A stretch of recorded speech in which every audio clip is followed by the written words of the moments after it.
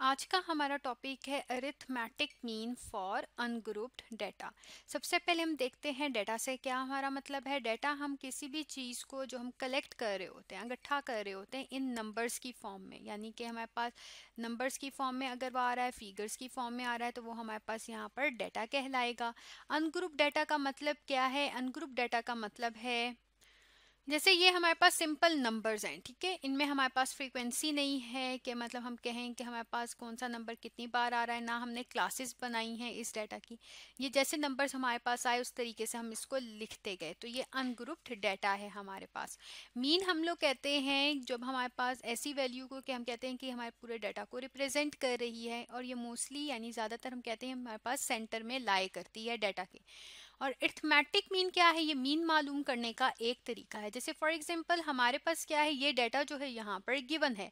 अगर हमें इसका अरिथमेटिक मीन हम कहें कि हम किस तरीके से मालूम करेंगे, तो उसका हमारे पास फॉर्मूला है mean is equal to sum of all observations divided by number of observations. तो ये जो मीन हमारे पास आ रहा है ये क्या है? ये हमारे पास अरिथमेटिक मीन है और इसे हम एक्स बार से रिप्रेजेंट करते हैं।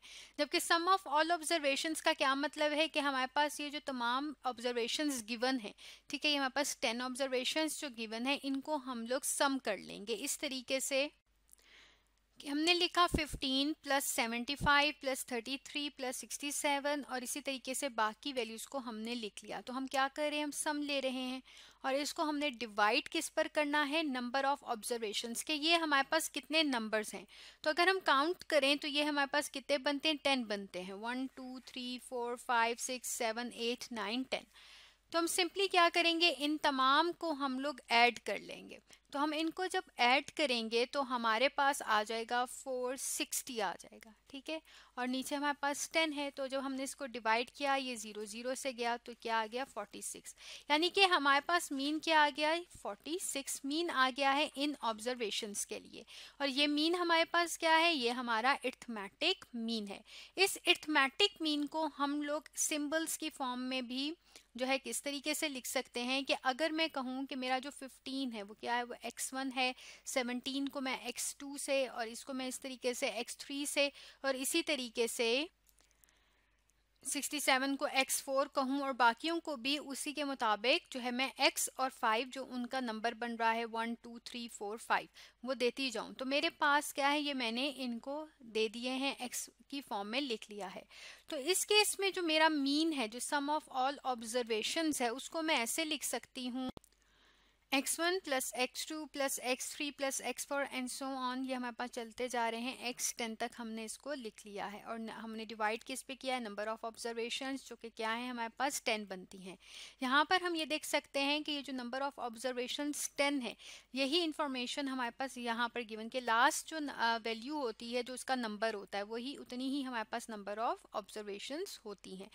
तो इसको अगर हम लोग क्या करें, इसको हम जनरल फार्मूले की फॉर्म में अगर हम लिखें तो किस तरीके से लिख सकते हैं कि हम लोग कहें कि ये हमारे पास समेशन, क्योंकि हमारे पास क्या हो रहा है, यहाँ पर ये वैल्यूज ऐड हो रही हैं, ठीक है, सम ले रहे हैं, तो हमारे पास उसके लिए जो साइन होता है वो क्या है? समेशन का। इसको हम समेशन का साइन कहते हैं।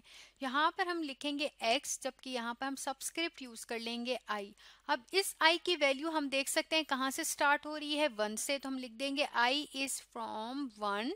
और यहाँ पर हमारे पास क्या आ जाएगा? यहाँ पर हमारे पास 10 आ जाएगा कि 10 तक जो है ये आई वैल्यू ले रहा है। और नीचे हम लोग क्या करते हैं, उसी तरीके से 10 लिख देते हैं।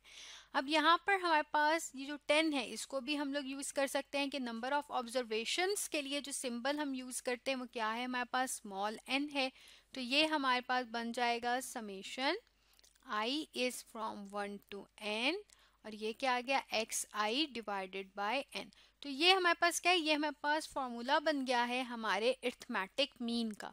तो इसके ज़रिए इस फॉर्मूले को यूज़ करते हुए जब हमारे पास अनग्रुप डाटा हो, हम आसानी से अरिथमेटिक मीन को मालूम कर सकते हैं। आज का हमारा टॉपिक था arithmetic mean for ungrouped data.